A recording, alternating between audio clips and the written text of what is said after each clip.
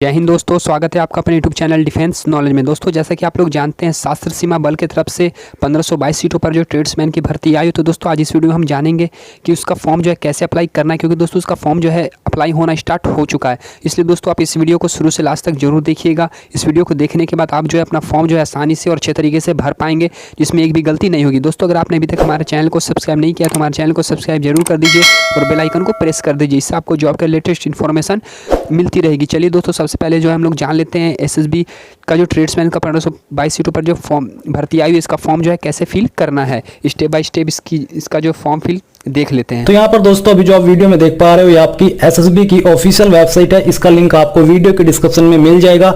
आप यहाँ पर होम पेज के ऊपर ही देख सकते हो, अप्लाई ऑनलाइन का लिंक दिया जा रहा है। जैसे आप इसके ऊपर क्लिक करते हो तो यहाँ पर आपको पोस्ट के नाम और जो एडवर्टाइजमेंट नंबर है वो यहाँ पर देखने को मिल पा रहे हैं। आपकी स्टार्टिंग डेट यहाँ पर 29 अगस्त 2020 है और आप लोग इसमें 27 सितंबर 2020 तक अप्लाई कर पाओगे। अब यहाँ पर आपको अप्लाई का लिंक देखने को मिल पा रहा है, आपको इसके ऊपर क्लिक करना है। इसके ऊपर क्लिक करने के बाद आपके सामने कुछ इस तरह का इंटरफेस आ जाएगा। अगर आप इसका एडवर्टाइजमेंट चेक करना चाहते हो तो यहाँ से इसको ओपन कर सकते हो। वैसे मैंने इसके जो एडवर्टाइजमेंट है उसके ऊपर जो एलिजिबिलिटी है उसकी वीडियो बनाई है, ताकि आपको अच्छे से एक्सप्लेन कर सकूं। तो अगर आपने वीडियो वॉच नहीं की तो आप वो वीडियो वॉच करके अपने सभी डाउट क्लियर कर लीजिएगा। उसका लिंक भी आपको इस वीडियो के डिस्क्रिप्शन में मिल जाएगा। अब यहाँ पर है रजिस्टर, तो आपको इसमें अप्लाई करने के लिए सबसे पहले रजिस्टर होना होगा। तो आपको रजिस्टर के ऊपर क्लिक कर देना है। इसके ऊपर क्लिक करने के बाद दोस्तों आपके सामने कुछ इस तरह का इंटरफेस आ जाएगा, जहां पर दिया जा रहा है पोस्ट अप्लाइंग फॉर, यानी कि आप किस पोस्ट के लिए अप्लाई कर रहे हो, आपको अपनी पोस्ट यहां से चूज कर लेनी है। फिर आता है नेम, तो आपको सबसे पहले आपको अपना फर्स्ट नेम डालना है। अगर मिडिल नेम है तो यहां पर डाल दीजिए, नहीं तो खाली छोड़ दीजिए। फिर आपको यहां पर अपना लास्ट नेम एंटर कर देना है। ये एंटर करने के बाद आप देखोगे फादर नेम, तो जो भी आपके पिताजी का नाम है वो यहां पर आपको फिलअप करना होगा और ये नाम भी आपको 10वीं की मार्कशीट के अनुसार भरना है। फिर यहाँ पर दोस्तों आपको अपनी माताजी का नाम एंटर करना है। डेट ऑफ बर्थ आपकी क्या हो यहाँ से आपको सिलेक्ट करनी होगी। पहले यहाँ से अपना ईयर सिलेक्ट कीजिए, फिर इसके बाद यहाँ से अपना डे सिलेक्ट कीजिए और फिर मंथ सिलेक्ट कीजिए और फिर यहाँ से डे, तो आपकी डेट ऑफ बर्थ आ जाएगी। फिर जेंडर जो भी आपका है वो आप देख लीजिए। इसमें जो ड्राइवर की पोस्ट है इस पर मेल कैंडिडेट ही अप्लाई कर पाएंगे। नेशनलिटी के सामने आपको अपनी नेशनलिटी इंडियन या फिर अदर्स चूज कर लेनी है अपने स्टेटस के अनुसार। रिलीजन आपका क्या हो यहाँ से आपको सिलेक्ट करना होगा। फिर आता है मैरिटल स्टेटस, तो आपका जो भी मैरिटल स्टेटस है वो आपको सिलेक्ट करना है। फिर आती है कास्ट कैटेगरी, तो आपको अपनी कास्ट कैटेगरी यहाँ से सिलेक्ट कर लेनी है। ये करने के बाद आप देखोगे whether you belongs to community, जैसे कि घरवालीज, यानी कि इन कम्युनिटी से आप बिलोंग करते हो। अगर करते हो तो यस कीजिए, नहीं तो आपको नो करना होगा। वेदर अफेक्टेड इन 1984 रिवॉर्ड्स और कम्युनल रिवॉर्ड्स ऑफ 2002 गुजरात, अगर आप अफेक्ट हुए थे तो आपको यस करना है, नहीं तो आपको नो कर देना है। वेदर एक्स सर्विसमैन, क्या आप एक्स सर्विसमैन हो, अगर हो तो यस कीजिए, नहीं तो यहां पर भी आपको नो करना होगा। फिर आता है whether departmental candidates with 3 years continuous service in central government, अगर आप हो तो यहां पर यस कर दीजिए, नहीं तो यहां पर भी आपको नो करना होगा। फिर नीचे आता है दोस्तों सिलेक्ट आइडेंटिटी कार्ड टाइप, तो आपको यहां पर एक आईडी चूज करनी होगी। आपके सामने काफी सारी आईडी है, इनमें से आपके पास जो भी आईडी है वो आपको यहां पर चूज कर लेनी है और चूज करने के बाद आपको उसी आईडी का नंबर यहां पर लिख देना है। आइडेंटिफिकेशन मार्क्स, अगर आपकी बॉडी के ऊपर कोई एक ऐसा मार्क है जिससे आपके शरीर की पहचान होती है तो आपको उस मार्क्स के बारे में यहां पर लिखना है।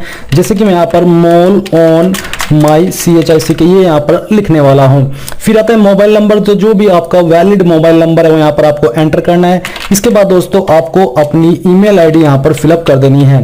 तो चलिए मैं यहाँ पर ये ईमेल आईडी फिलअप कर देता हूँ। इसको फिलअप करने के बाद नीचे आती है कांस्टेबल ड्राइवर एजुकेशनल क्वालिफिकेशन, यानी कि शैक्षणिक योग्यता की जानकारी। तो इसमें अप्लाई करने के लिए आपसे 10वीं पास की योग्यता मांगी है, तो आपने किस बोर्ड से 10वीं पास किया उस बोर्ड का नाम देना है। किस ईयर के अंदर आपने पास कर ली थी वो यहाँ पर आपको डालना है। रोल नंबर आपका क्या था वो यहाँ पर आपको भरना होगा। सर्टिफिकेट नंबर जो कि आपको 10वीं की मार्कशीट के ऊपर देखने को मिल जाएगा वो आपको यहाँ पर लिखना है। डेट ऑफ इशू, यानी कि जो आपकी मार्कशीट इशू हुई थी उसकी डेट ऑफ इशू क्या थी वो यहाँ पर आपको भरना होगा। तो चलिए हम यहाँ से ये डेट फिलअप कर देते हैं। अगर आपको एग्जैक्ट डेट नहीं पता तो आप एक एक्सपेक्टेड डेट भी भर सकते हो उसी ईयर की जिस ईयर में आपका रिजल्ट आया था। सब्जेक्ट आपके पास कौन कौन से थे थे 10th के अंदर वो सब्जेक्ट आपको यहाँ पर एक एक करके फिलअप कर देने हैं। एग्रीगेट परसेंटेज और मार्क्स या फिर ग्रेडिंग, तो आपकी परसेंटेज कितनी थी वो यहाँ पर आपको एंटर करनी है। ये करने के बाद नीचे है essential educational and professional qualification, तो आपसे पूछा जा रहा है कि मैट्रिकुलेशन और इक्विवेलेंट फ्रॉम रिकॉग्नाइज्ड बोर्ड, तो आपके पास ये है, इसलिए आपको यहाँ पर यस करना है। फिर ये must possess valid heavy vehicle driving licence, तो इसमें अप्लाई करने के लिए आपसे ये भी मांगा है, इसलिए आपको यहाँ पर यस करना होगा। अगर आप नो करोगे तो आप एलिजिबल नहीं हो पाओगे। अब दोस्तों जितनी भी जानकारी आपने यहाँ पर भरी है, इन सभी जानकारी को एक एक करके अच्छे से चेक कर लेना है, और जब आपको लगे कि सभी जानकारी सही है तो आपको नीचे आकर के नेक्स्ट के ऊपर क्लिक करना है। नेक्स्ट के ऊपर क्लिक करने के बाद आपके सामने एड्रेस की जानकारी आ जाएगी। एक तरफ है आपका परमानेंट एड्रेस और दूसरी तरफ है कोरेस्पोंडेंस एड्रेस यानी कि प्रेजेंट एड्रेस। तो यहाँ पर दोस्तों सबसे पहले आपको परमानेंट एड्रेस भरना है। यहाँ पर दिया जा रहा है विलेज टाउन, तो जो भी आपका विलेज है या फिर टाउन है उसका नाम आपको यहाँ पर देना होगा। पोस्ट ऑफिस आपका जो भी लगता है उसका नाम आपको लिखना है। तहसील का नाम आपको यहाँ पर भर देना है अगर आप इस फॉर्म को विलेज से फिलअप कर रहे हो। पुलिस स्टेशन आपका कौन सा है वो यहाँ पर आपको लिखना होगा, और स्टेट आपकी जो भी है वो यहाँ से आपको सिलेक्ट कर लेनी है। स्टेट सिलेक्ट करने के बाद उसके अंदर जितनी भी डिस्ट्रिक्ट है वो यहाँ पर आ जाएगी। आपको अपनी डिस्ट्रिक्ट यहाँ से सिलेक्ट करनी होगी। फिर आपको अपने पोस्ट ऑफिस या डिस्ट्रिक्ट का पिन कोड यहाँ पर लिखना है, और लिखने के बाद आप यहाँ पर देखोगे whether it is same as permanent address, क्या आपका प्रेजेंट एड्रेस यानी कि कोरेस्पोंडेंस एड्रेस ही परमानेंट एड्रेस है। अगर है तो यहाँ पर यस कर दीजिए, नहीं तो आप नो करके अलग से ये एड्रेस भर सकते हो।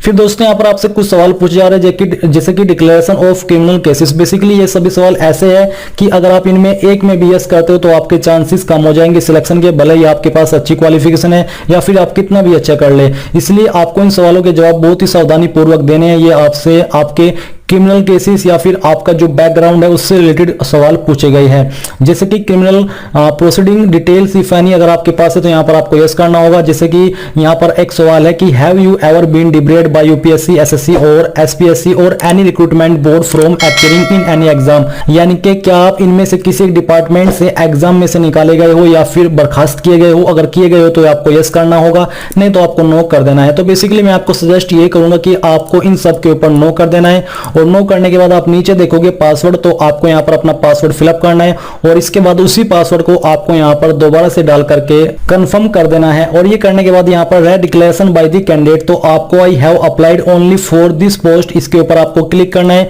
नीचे दिया जा रहा है आई हैव बी डिक्लेयर, तो आपको यहां पर भी टिक करना है, और टिक करने के बाद जितनी भी जानकारी आपने यहां पर भरी है ये भी आपको अच्छे से चेक कर लेनी है, और फिर आपको नीचे प्रोसीड के ऊपर क्लिक कर देना है। इसके ऊपर क्लिक करने के बाद यहां पर है प्रीव्यू एंड कंफर्मेशन, तो यहां पर दोस्तों आपको प्रत्येक जानकारी कंफर्म करनी है जो कि आपने अभी तक इस फॉर्म के अंदर भरी है। अगर आपको लग रहा है कि कहीं पर कोई जानकारी गलत है तो आप उसको अभी भी सही कर सकते हैं। अगर आप एक बार यहां से आगे बढ़ गए तो आप इसमें कोई भी चेंजेस नहीं कर पाओगे। तो यहां पर दोस्तों आपको टिक करना है, और टिक करने के बाद जो कैप्चा कोड दिए जा रहे हैं कैप्चा कोड फिलअप करना है। अगर आपको लगता है कि कोई जानकारी गलत है तो आप एडिट डिटेल्स के ऊपर क्लिक करके इसको एडिट कर लीजिए, नहीं तो पूरी तरीके से श्योर होकर के यहां पर सबमिट एप्लीकेशन के ऊपर आपको क्लिक करना होगा। सबमिट एप्लीकेशन के ऊपर क्लिक करने के बाद यहां पर आपसे पूछा गया कि have you verified the details, यानी कि जो डिटेल्स आपने भरी है क्या आपने वेरीफाई कर ली है, तो आपको यहां पर ओके कर देना है। और ओके करने के बाद आपसे फिर पूछा जा रहा है कि are you sure do you want to submit the details, यानी कि क्या आप पूरी तरीके से श्योर है कि आप इस फॉर्म को सबमिट करना चाहते हैं, तो आपको यहां पर भी ओके करना होगा। और ये जानकारी आपसे बार बार इसलिए पूछी जा रही है क्योंकि बाद में आपको एडिट का मौका नहीं दिया जाएगा, इसलिए आप पूरी तरीके से श्योर होकर के यहां पर ओके करें। अब ओके करने के बाद दोस्तों यहां पर आता है please note down registration ID, यानी कि आपका रजिस्ट्रेशन हो चुका है और आपको आपकी रजिस्ट्रेशन आईडी मिल चुकी है। तो चलिए मैं यहां से इसको नोट कर लेता हूं। अब यहां पर दोस्तों आपको अपना फोटो एंड सिग्नेचर अपलोड करना है। फोटो आपका 6 महीने से पुराना नहीं होना चाहिए, शार्प एंड क्लियर होना चाहिए। फॉर्मेट जेपीजी का और पीएनजी का अलाउड किया गया है, और साइज फोटो का 500 केबी से कम ही रहना चाहिए। किस तरह का फोटो एक्सेप्ट किया जाएगा और किस तरह का नहीं किया जाएगा उसके एग्जांपल यहां पर दिए जा रहे हैं। तो आपको क्या करना है, आपको चूज फाइल के ऊपर क्लिक करना है, और जहां पर भी आपका फोटो है वो आपको अपलोड करना होगा। मैं यहां पर आपको एक रैंडम इमेज अपलोड करके दिखाने वाला हूं, जिससे कि आपको मालूम हो जाए कि कैसे आपको फोटो अपलोड करना है। तो चलिए मैं इस इमेज को सिलेक्ट करता हूं और यहां से ओपन कर देता हूं।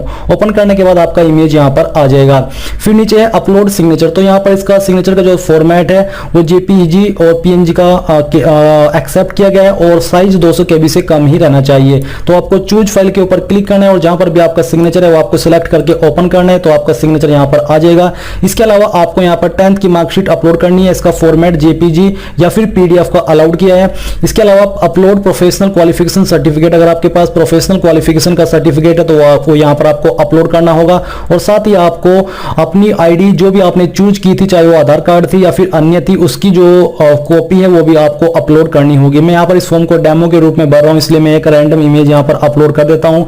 इसके अलावा आपको ये सभी डॉक्यूमेंट अपलोड करके नीचे आकर के प्रोसीड के ऊपर क्लिक कर देना है। प्रोसीड के ऊपर क्लिक करने के बाद आप यहाँ पर देखोगे the application form submitted by you is provisionally registered. यहाँ पर आपको पोस्ट का नाम और रजिस्ट्रेशन आईडी दी जा रही है। इसके अलावा proceed to make payment amount to be paid, यानी कि आपको फीस जो जमा करनी है आपको उसके लिए क्या करना है, पे ऑनलाइन के ऊपर क्लिक करना है। इसके ऊपर क्लिक करने के बाद आपको पेमेंट के पेज पर ट्रांसफर किया जाएगा। ये देख लीजिए आपके सामने पेज आ चुका है।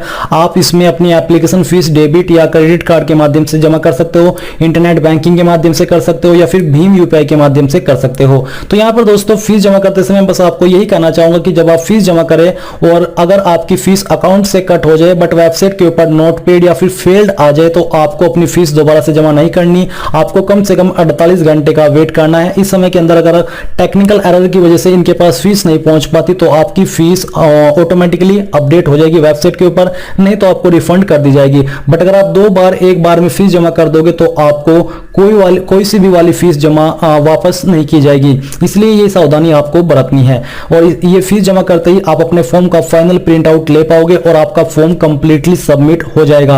अब अगर आप अपने फॉर्म का स्टेटस चेक करना चाहते हो तो आप क्या करोगे, जहां से आपने फॉर्म फिलअप करना स्टार्ट किया था आपको यहीं पर आना है। यहां पर आपको अपनी रजिस्ट्रेशन आईडी डालनी है, पासवर्ड डालना है जो कि आपने रजिस्ट्रेशन करते समय क्रिएट किया था। जो कैप्चा कोड यहां पर दिया जा रहा है आपको फिलअप करना है और फिर आपको लॉगिन के ऊपर क्लिक करना होगा। इसके ऊपर क्लिक करने के बाद यहां पर आपको आपके एप्लीकेशन फॉर्म का स्टेटस देखने को मिलेगा। आपको आपकी रजिस्ट्रेशन आईडी और जो आपने फॉर्म भरा है उसकी जानकारी देखने को मिलेगी। अगर आपने फीस जमा कर दी होगी तो आपको यहां पर पेड लिखा आ जाएगा, नहीं तो आप पे ऑनलाइन यानी कि फीस अपनी बाद में भी जमा कर सकते हैं। तो दोस्तों इस प्रकार से आप सशस्त्र सीमा बल constable tradesman 1522 post online form 2020 को भर पाओगे। आई होप ये जो प्रोसेस है ये आपको पसंद आया होगा। अगर आपको कहीं पर कोई भी प्रॉब्लम आई है इस फॉर्म को भरने में या कोई जानकारी आप समझ नहीं पाए हो तो आप मुझे कमेंट करके पूछ सकते हो। मैं कोशिश करूंगा कि जितना जल्दी हो सके आपको आंसर कर सकूं ताकि आप इस फॉर्म को बिना किसी मिस्टेक के भर पाओ। इसके अलावा दोस्तों मैं आपसे बहुत ही ये एक रिक्वेस्ट करना चाहूंगा कि आप इस वीडियो को जितना ज्यादा हो सके शेयर करें ताकि ये जानकारी उन सभी लोगों तक पहुंचे जो लोग इसका वेट कर रहे हैं और काफी समय से कर रहे हैं,